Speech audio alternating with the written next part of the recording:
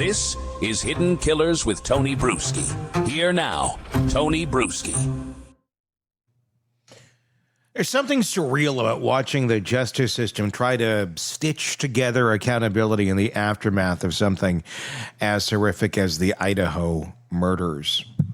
But at this point in the Kohberger case, the public isn't even asking for poetic justice. They're not asking for grand gestures or sweeping statements or moral victories. They're asking for bare minimum responsibility, consequences that are so basic, so obvious, so universally agreed upon that even questioning them feels offensive.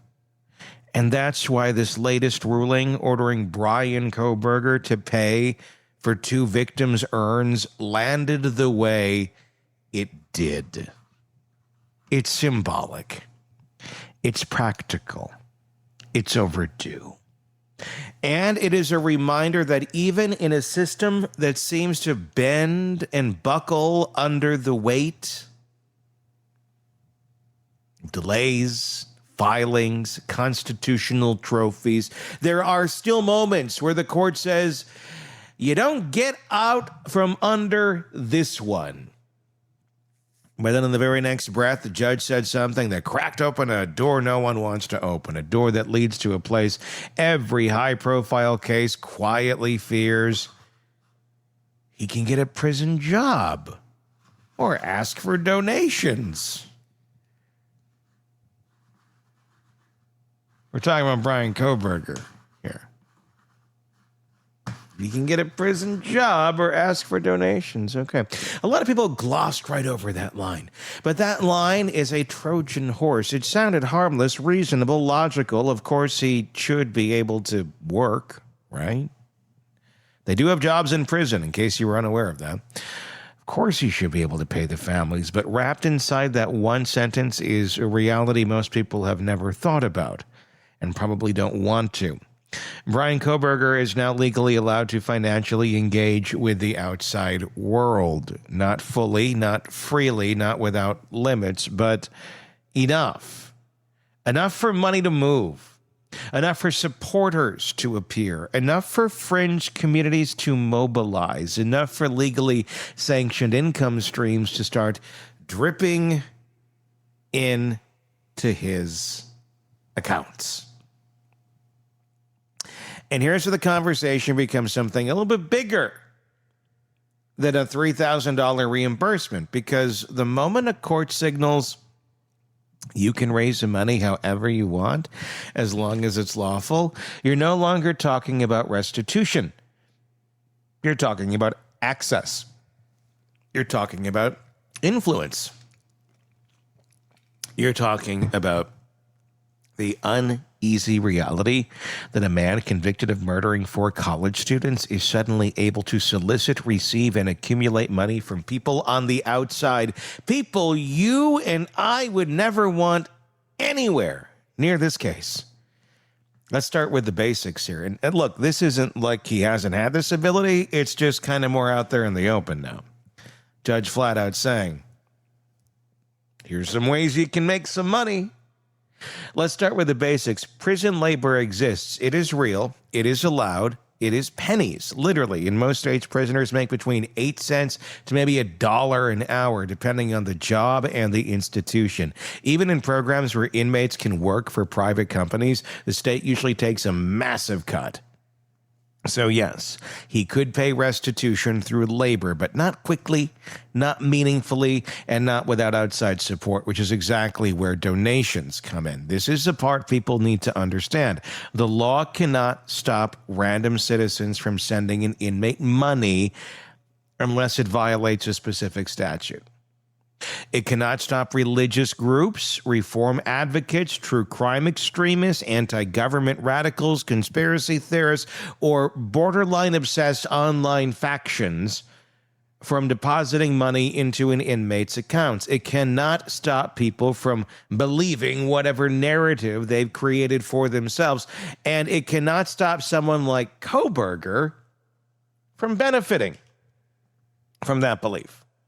Now, let's say hypothetically that support grows and enough people decide he's a wronged man, a martyr, a political symbol, an anti-establishment icon, or simply a curiosity worth investing in. Suddenly, that restitution, the $30,000 plus the new $3,000, gets paid off faster than anyone planned for. And once it's paid off, here's where the conversation gets extremely uncomfortable. Because once restitution is satisfied, once the court has been made whole, the law shifts. Any additional money following in this is no longer automatically earmarked for victims. It becomes the inmates to use under prison guidelines. That means commissary money. It means access to books, vending machines, clothing, comfort products, hygiene items, electronics the system permits, sometimes education courses, sometimes outside work programming, and most importantly, social power inside prison. Money inside prison is not just money. It's leverage. It's protection. It's social currency. It is survival.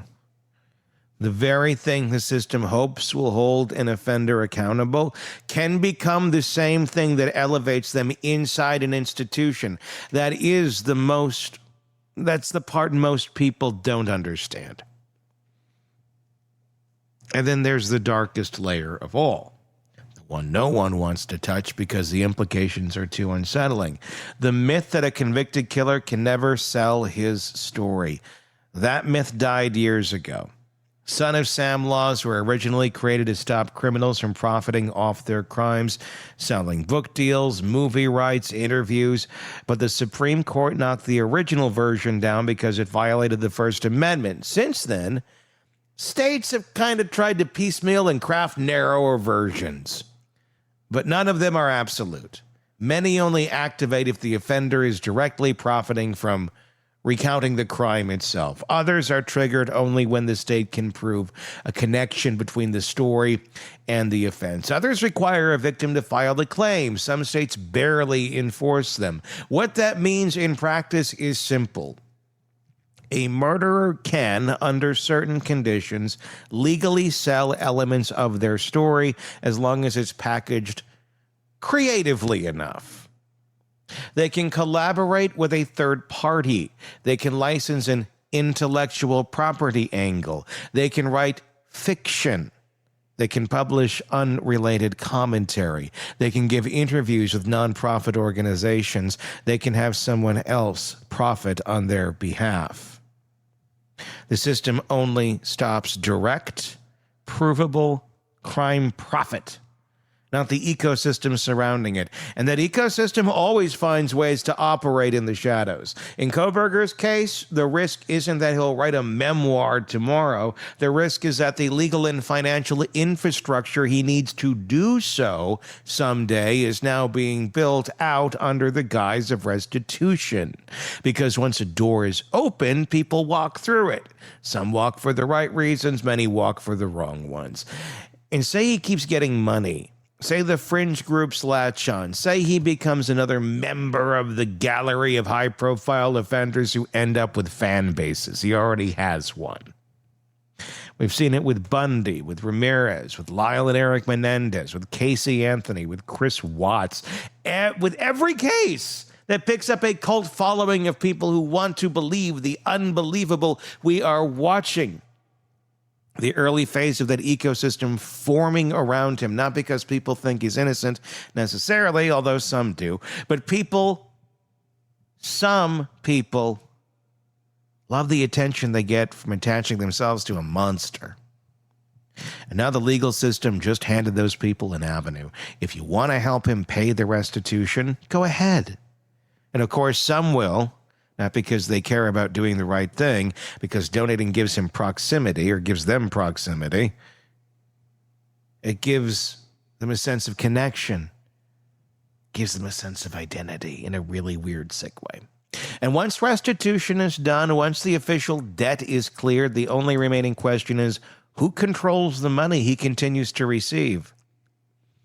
Because the answer, unless the court intervenes with specific restrictions, is him.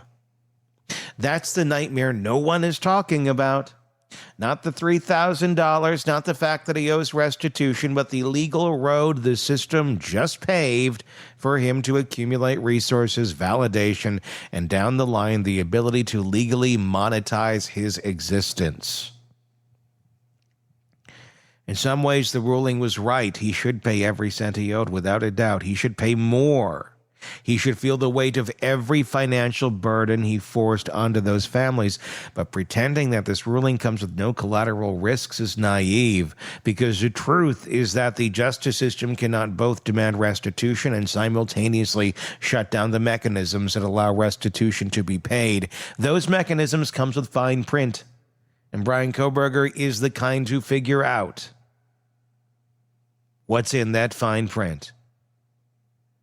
He's the kind of figure who attracts exactly the people who read fine print and think, perfect. The judge is right to demand payment. And the public is right to be worried about what doors open once the bill is settled. Because accountability is straightforward, the aftermath is not. And in the aftermath, money moves in ways the laws can't and won't fully control. Give me your thoughts in the comment section. Without a doubt, any penny he's getting in, it needs to go to the restitution. Although it's a percentage on the dollar, if you knew that, I think it's 20% in Idaho. Don't quote me on that.